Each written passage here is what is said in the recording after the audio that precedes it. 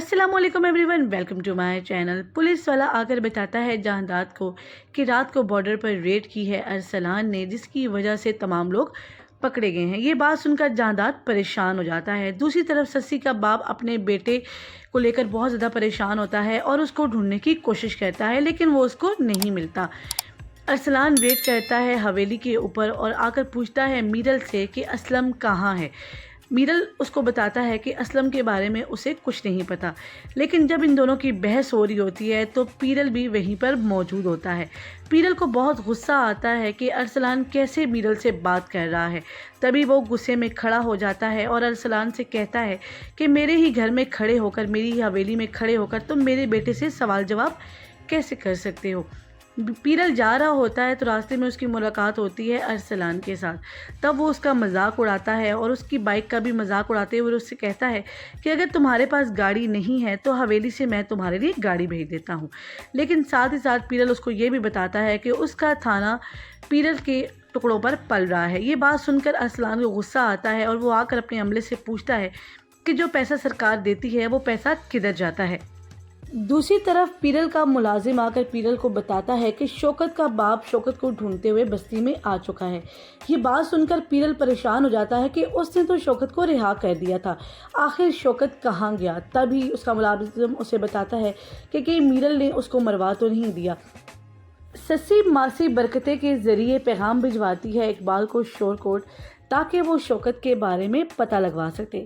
साथ ही साथ ससी कहती है मासी बरकते को कि इस बात की किसी को कानो कान खबर ना हो, ना ही उसके बाप को और ना ही उसके भाई को।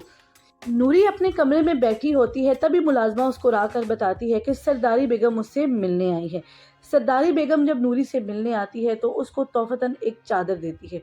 तब नूरी उससे कहती है कि इस चादर का रंग तो लाल है, उसको चाहिए था कि वो उसके लिए सफ़ेद रंग की चादर लेकर आती। लेकिन सरदारी बेगम साथ ही साथ उसको वार्न करती है कि वो कभी भी इस हवेली की मालकिन बनने की कोशिश ना करे। लेकिन नूरी उससे कहती है कि आप कहती हैं कि आप मालकिन हैं और जुलेखा बेगम कहती है कि वो मालकिन है।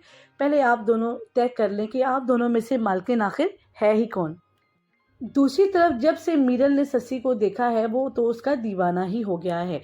वो अपने गुंगे से कहता है कि वो लड़की मेरे दिलो दिमाग पर छा चुकी है और मैं उसको अपना कर रहूँगा। तभी जीवन मीरल से मिलने के लिए आता है और मीरल उसके ज़िम्मे एक काम लगाता है।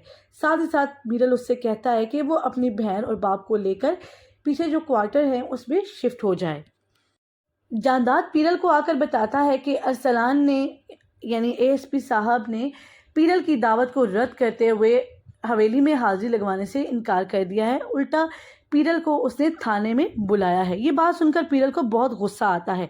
दूसरी तरफ मुकबर आकर अरसलान को बताता है कि जुमेरात की रात झोंक सियाल के बॉर्डर से कुछ लोगों को बॉर्डर क्रॉस किया जाएगा।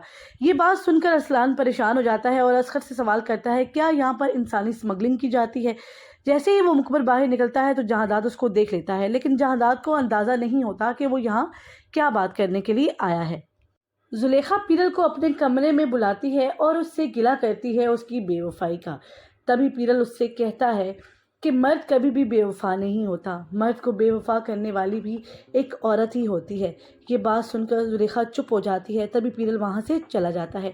नूरी अपनी माँ को मिलने के लिए अपने घर आती है। जैसे ही उसकी माँ उसको देखती है तो माँ बेटी एक दूसरे के गले लग के खूब रोती हैं। तब नूरी अपनी माँ से गिला करती है कि उसकी माँ ने तो उसको भुला दिया है, उसकी माँ तो उससे मिलने बिल्कुल नहीं आती।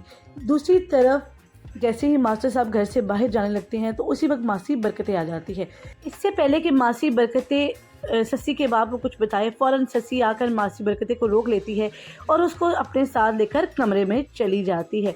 दूसरी तरफ अरसलान जैसे ही रेड करता है स्कूल के ऊपर तो वहाँ पे जुए का एक अड्डा बन चुका होता है, वहाँ पर कोई स्कूल नहीं होता। तभी ससी का बाप अरसलान से कहता है कि मेरी बेटी 12 जमातें पढ़ी हुई है, अगर आप कोशिश करें तो मेरी बेटी इस स्कूल में टीचर लग सकती है और ये स्कूल दोबारा से आबाद हो सकता है। मासी बरकतें बताती है ससी को कि शौकत तो अपने घर पहुंचा ही नहीं है, बल्कि उसके कुछ दोस्त बात कर रहे थे उसके बाप के साथ कि उन्होंने उसको मुल्तान के स्टेशन पर देखा था। यही बात सुनकर ससी परेशान हो जाती है कि आखिर शौकत कहाँ चला गया है। जीवन अपनी बहन और बाप दोनों से कहता है कि पीरल ने उसको क्वार्टर दिया है, इसलिए वो वहाँ पर अब रहेगा और उसी के अंडर काम करेगा। ये बात सुनकर ससी कहती है कि हमें उसकी कोई भी खैरात नहीं चाहिए, लेकिन जीवन अपने बाप से कहता है कि आप लोग सामान पैक करें और वहाँ जाने की तैयारी करें। उसी रात पुलिस मुकाबले में जीवन का मर्डर भी हो जाता है और उसका बाप परेशान होकर उसे मारा मारा ढूंढता फिरता है।